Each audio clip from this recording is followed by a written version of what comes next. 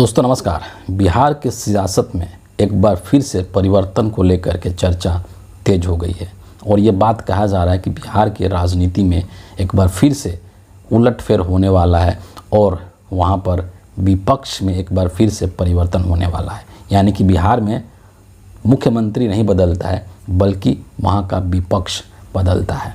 और दो तीन ऐसी चीज़ें हैं जिसको लेकर हम यहाँ पर आज चर्चा करने वाले हैं। कुछ नई पार्टियाँ भी बिहार के अंदर बनी है और इसके अलावा नीतीश कुमार को लेकर के जो चर्चा एक बार फिर से तेज़ हो गई है, जो सुगबुगाहट एक बार फिर से बिहार की राजनीति में तेज़ होने लगी है, उसको भी यहाँ पर समझने की कोशिश करेंगे कि क्या इस बार वाकई में दोबारा से नीतीश कुमार पलटी मारने वाले हैं। लेकिन सबसे पहले मैं आपको बता दूं कि एक बिहार के नेता थे RCP सिंह, जो कि एक समय में नीतीश कुमार के बहुत ही करीबी हुआ करते थे, पूर्व में केंद्रीय मंत्री भी थे।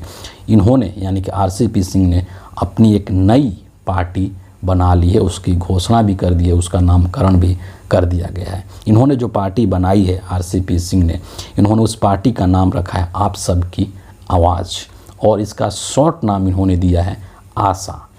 इस पार्टी के संविधान और झंडे को लेकर के भी इन्होंने बहुत सारी बातें कही है और उसको कहीं ना कहीं इन्होंने एक चीज़ ये मैसेज देने की कोशिश करी है कि जो हमारी पार्टी होगी नहीं कि आप सबकी जो आवाज़ ये पार्टी होगी, इसका संविधान भारतीय संविधान के तर्ज पर ही होगा और उसी के आदर्शों पर चलने वाला होगा।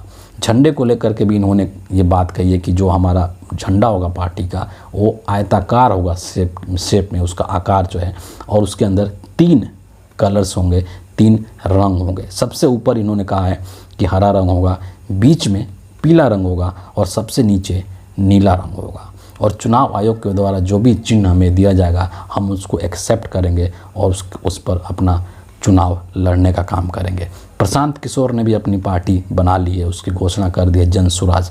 उसके बारे में भी आप सब ने खूब चर्चाएं सुनी है। ये सब चीज़ें क्यों हो रही हैं? क्योंकि बिहार के अंदर 2025 में विधानसभा का चुनाव संपन्न होना है।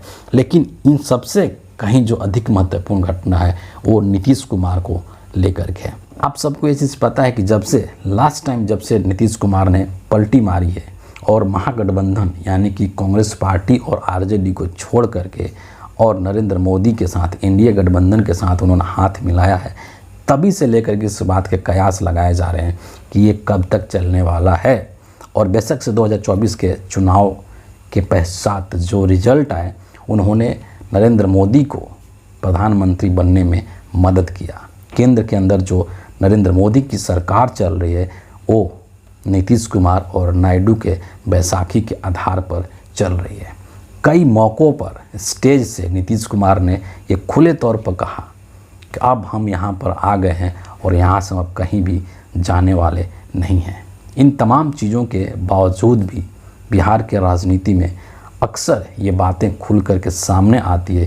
ये चीज़ देखने को मिलता है कि नीतीश कुमार किसी भी वक्त पलटी मार सकते हैं, किसी भी वक्त अपना पाला बदल सकते हैं और नरेंद्र मोदी को एक बार फिर से छोड़ करके और वो महागठबंधन के साथ आ सकते हैं, यानी कि RJD और कांग्रेस पार्टी के साथ आ सकते हैं। और ये जो चीज़ें चल रही हैं, जो कयास लगाए जा रहे हैं बिहार की राजनीति में, वो ऐसे ही नहीं लगाए जा रहे हैं बल्कि इसके पीछे कुछ ठोस वजह है, कुछ कारण हैं जिसके आधार पर ये बातें कही जा रही है।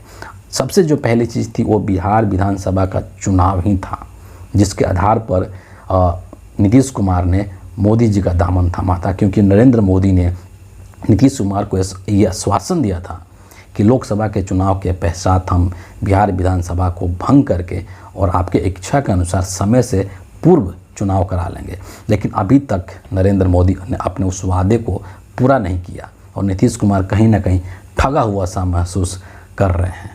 नीतीश कुमार की जो नाराज़गी है वो सबसे उसका बड़ा कारण यही है। और भी तमाम ऐसे कई कारण हैं जो कि नीतीश कुमार को असंतुष्ट कर रहे हैं, नीतीश कुमार को नाराज़ कर रहे हैं। मसलन बिहार को आर्थिक पैकेज देने की बात हो, या फिर बिहार को विशेष राज्य का दर्जा देने की बात हो, या फिर बिहार में जो चिराग मॉडल अपना करके नीतीश कुमार की पार्टी को किस तरीके से नुकसान पहुंचाया था मोदी जी ने, ये बात भी नीतीश कुमार मन में कहीं ना कहीं है और अंदर तक है। इसके अलावा बिहार में इस वक्त जो राजनीति की जा रही है बीजेपी के नेताओं के द्वारा, और राजनीति नीतीश कुमार को सूट नहीं कर रहा है। गिरिराज सिंह ने जिस तरीके की यात्रा निकाली, जिस तरीके का सांप्रदायिक और हिंसक भाषण दिया, वो नीतीश कुमार को पसंद नहीं है। जो एक बेसिक फ़र्क आपको दिखाई देगा कि जो जेडीयू नीतीश कुमार की जो राजनीति है और बीजेपी की जो राजनीति है, उसमें एक बेसिक फ़र्क दिखाई देगा आपको, और वो है सांप्रदायिकता का। जो बीजेपी है, जो भारतीय जनता पार्टी है, जो नरेंद्र मोदी की राजनीति है, वो सांप्रदायिक राजनीतिक है, वो धार्मिक ध्रुवीकरण की राजनीति है, वो हिंदू मुस्लिम की राजनीति है। जबकि दूसरे तरफ जो नीतीश कुमार की राजनीति है, वो सामाजिक सौहार्द की राजनीति है, सामाजिक न्याय की राजनीति है। और इसीलिए एक बहुत मूलभूत ये फ़र्क है दोनों ही दलों के बीच में। तो ये जो गठबंधन हुआ था इस बार, वो एक तरीके से इसलिए उसके उम्र पर सवाल उठाया जा रहा था कि आखिर कब तक चलने वाली है। और अब जो लेटेस्ट इस चीज़ को लेकर के न्यूज़ निकल करके आ रही है, जो रिपोर्ट निकल करके आ रहा है, वो यही आ रहा है कि अंदर ही अंदर नीतीश कुमार ने अपनी सभी तैयारी पूरी कर ली है और अपना एग्जिट प्लान उन्होंने बना लिया है। और इस चीज़ की जो एक तरीके से भनक जो है वो कहीं ना कहीं बीजेपी हाईकमान को भी लग चुका है। और इसीलिए जो बीजेपी हाईकमान है, जो नरेंद्र मोदी है, अमित शाह हैं, उन्होंने बिहार में अपने बंदों को, अपने नेताओं को भेजना शुरू कर दिया है। आनंदीबेन पटेल बिहार की राजधानी पटना में पिछले कई दिनों से बनी हुई है। नीतीश कुमार के साथ उनकी लगातार बातचीत भी चल रही है। इसके अलावा जो जेपी नड्डा हैं, जो कि वर्तमान में अभी अध्यक्ष हैं बीजेपी के, वो भी पटना जाने वाले हैं। और सुनने में ये भी आ रहा है कि जो जेपी नड्डा साहब हैं वो छठ तक पटना में ही रहेंगे और नीतीश कुमार के साथ उनकी वार्ता होगी। तो ये एक अंतिम प्रयास कहिए कि की जा रही है नरेंद्र मोदी के द्वारा और अमित शाह के द्वारा कि किसी तरीके से नीतीश कुमार को मना लिया जाए और उनको अपने साथ बनाए रखा जाए। क्योंकि अगर इस वक्त में नीतीश कुमार पाला बदलते हैं तो उससे नरेंद्र मोदी को कई नुकसान होगा। बिहार के अंदर सरकार तो जाएगी ही जाएगी, केंद्र की सरकार भी चली जाएगी मोदी के हाथ से। तो सोचिए कि नरेंद्र मोदी को राजनीतिक तौर पर कितना बड़ा नुकसान होने वाला है। क्योंकि नरेंद्र मोदी की जो ताकत है, जिसके बदौलत नरेंद्र मोदी अभी तक टिके हुए हैं हिंदुस्तान की राजनीति में, वो कुर्सी ही है। जिस कुर्सी पर नरेंद्र मोदी बैठे हैं, अगर उसी कुर्सी को छीन लिया जाता है, उस कुर्सी से उनको हटा दिया जाता है, तो नरेंद्र मोदी की पावर जीरो हो जाएगी। और उसके बाद नरेंद्र मोदी का क्या हश्र होगा, ये पूरा देश देखेगा, ये पूरा हिंदुस्तान देखेगा। तो इसीलिए एक अंतिम प्रयास किया जा रहा है कहीं ना कहीं नरेंद्र मोदी के द्वारा कि नीतीश कुमार को रोक करके रखा जाए। और एक और बात है कि नरेंद्र मोदी को ये चीज़ पता है, भली भांति पता है कि जैसे ही नीतीश कुमार उनका दामन छोड़ेंगे तो बिहार की राजनीति में बीजेपी हाशिए पर चली जाएगी, बीजेपी की कोई हैसियत रह ही नहीं जाएगी। तो एक नीतीश कुमार के जाने मात्र से राजनीतिक तौर पर नरेंद्र मोदी को बहुत सारे नुकसान झेलने पड़ जाएंगे।